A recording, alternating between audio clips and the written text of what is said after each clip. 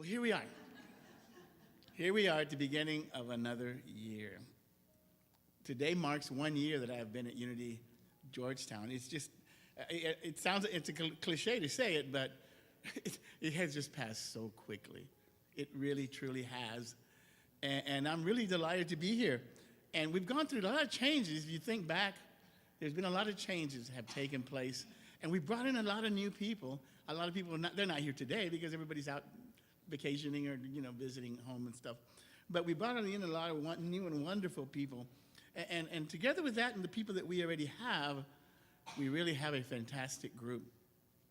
And from talking to many of you, the recurring sentiment seems to be that there's this feeling that we've all come here almost for a purpose, like to help each other out, spiritually unfold in our journey, because it has that kind of feeling to it.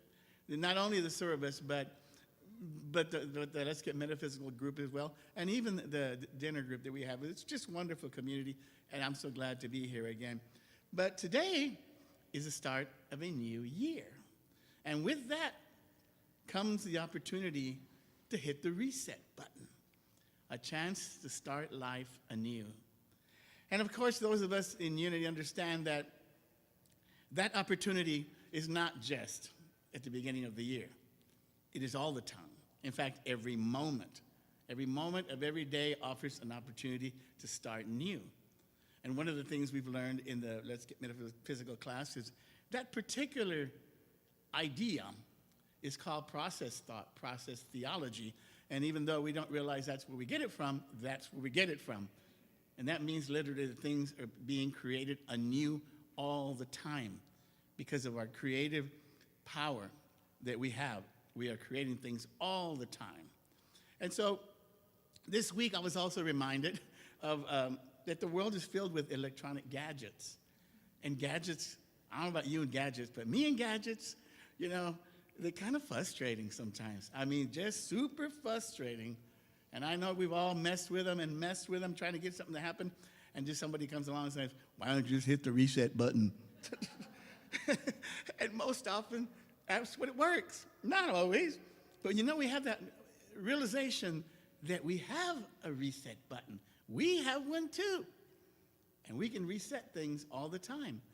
And so traditionally, New Year's is when the time for hitting the reset button is for most people. And so we want to take advantage of that because let's just go along with that. Today we're going to hit the reset button. And I remember talking in one of my lessons when I was talking about God, and my idea is I want you to go into your subconscious mind and look for your file that says God. Ah, there it is. Now right-click it and delete it. Are you sure? Yes, delete it. Start all over, even with God, because we have so many misconceptions of a lot of things. So this is a time to do this.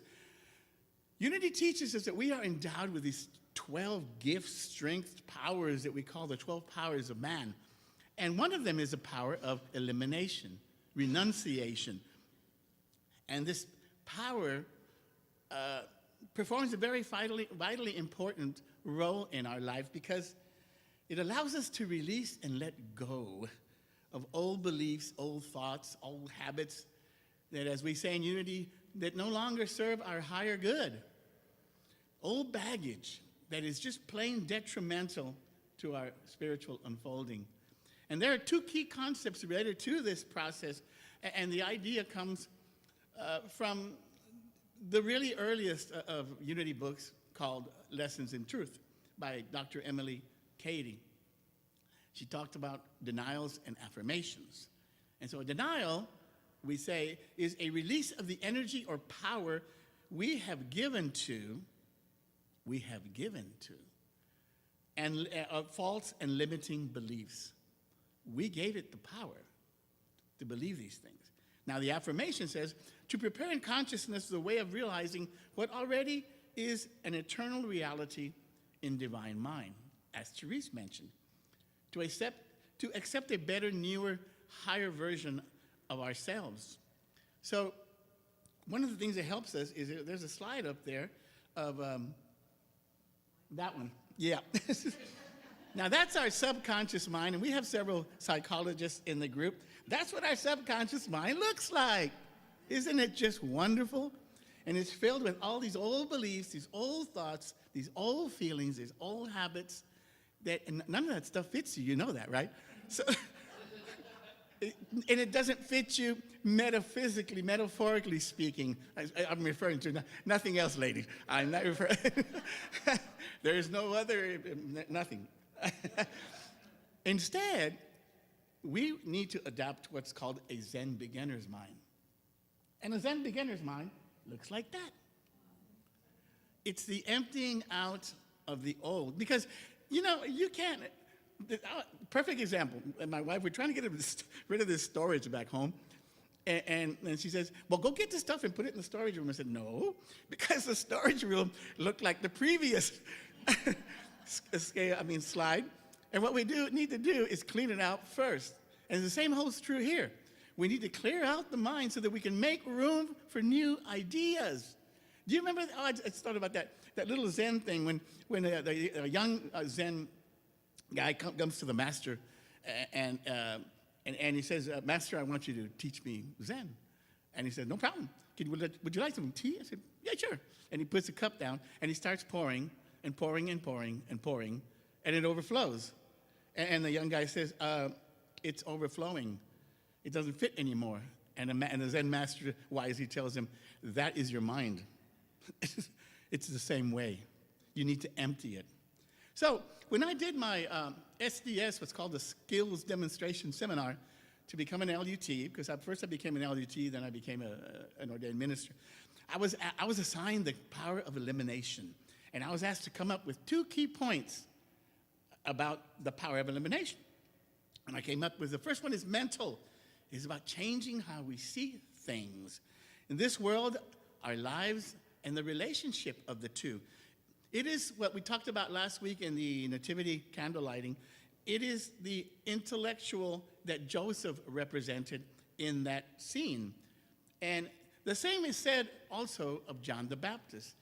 John the Baptist represents the intellectual, that part in you that is saying, you consciously or mentally become aware of the idea that I've got to look at a bigger picture. So first you become receptive to that intellectually, but that's, as like John the Baptist said, I am not here to, I'm here to open the gate into something bigger.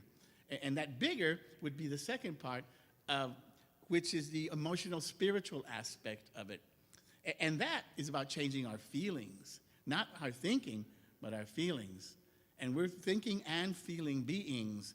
And Mary, in that scene last week, represented what is said was the spiritually receptive soul. And Joseph was the intellectually receptive soul. And one comes before the other, of course. So we have this changing of our heads and our hearts, the yin and yang type thing of everything coming together.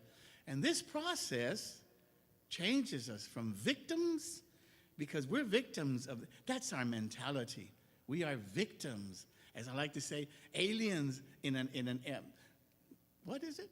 Aliens in an alien world. It's like, we don't belong here. We're victims of everything. Everything's against us. And that's not how it is at all. Because we don't understand that we have co-creative power. And that changes us from victims to victors. And that's an extremely empowering concept. Is it one to easily grasp? No. Because we are so entrenched in these old ideas that have us slaves, captive. We need to let the captives free. I love that about Phil Moore, that Unity co-founder. He's such a clever guy. He said the captives you need to let free are your limiting thoughts. I said, ooh, I like that, Phil Moore. Pretty clever. And so that's what we seek to do today with the celebration ceremony that we call the Burning Bowl. But now the Burning Bowl is about really using flash paper and to put down your thoughts. And it's a visual ceremony that helps you to understand it. And you write down, and we're going to do that in a little bit, you write down the things that you really understand now at this point that you need to release. They're just not helping you. They're holding you down spiritually, psychologically, every way. You don't need them. So it gives you a chance to kind of write them down. And when I I didn't realize it because it's flash paper. I mean, it's flash paper. It burns. And so when I was going to go to the SDS for that elimination thing, demonstration, I was trying to find some flash paper. I couldn't find it anywhere locally. So I get online and talk to this guy. He said, yeah, I have flash paper. And I said, well, I'm kind of running behind, and I really need you to send it to me next day air. And he says, I can't do that. I said, why not? He says, they don't allow flash paper in airplanes? I said, I never thought about that. They don't? Heck no, it's flash paper. So this is not our place, and so we're not going to use flash paper today. But we're going to use dissolving paper, and it works very well. And you saw some on your, and that's what they are. So get a hold of your dissolving paper and start getting ready. Anyway, so the whole idea is, as I said, it's aimed at releasing all that which no longer that we need. And then that makes room as the closet for something new. And the new we'll do next week in another ceremony called the White Stone Ceremony. And now you get release of the negative to make room for the positive, for the new. So that's what we're going to do. And this all takes practice, of course, even though we are told that everything that we want, we already have. We have the kingdom, because our Father's good pleasure to give us the kingdom. We already have it. The key here, and we said this over and over, is that we have it in potential. That's the idea. Think of it this way. We are the acorn, and the potential of the acorn is to be a giant oak. Is it a giant oak? In potential it is, but it's not yet. What do we need to do? We need to plant it in fertile ground that it will grow, and we need to nurture it and feed it. And that's exactly what this is all about, what we're doing.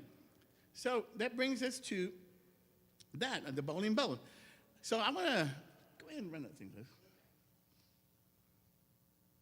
It's the music that Ann brought for us. Thank you, Ann. You see the volume. We'll give it up. So I'm going to ask you now to just take a couple of really deep breaths and to consider all the things. A little more volume, please. Just a little. There you go. And to consider all the things that you know that you really don't need in your life anymore. I know we all have some. We all do. I do. And I want you to write them on your paper. Just open yourself up to Spirit speaking to you, because Spirit will speak to you. Just tell me, what do I need to release? And whatever it is that you no longer need, I want you to write it down, and I want you to say to that thing, I thank you, I bless you, I release you.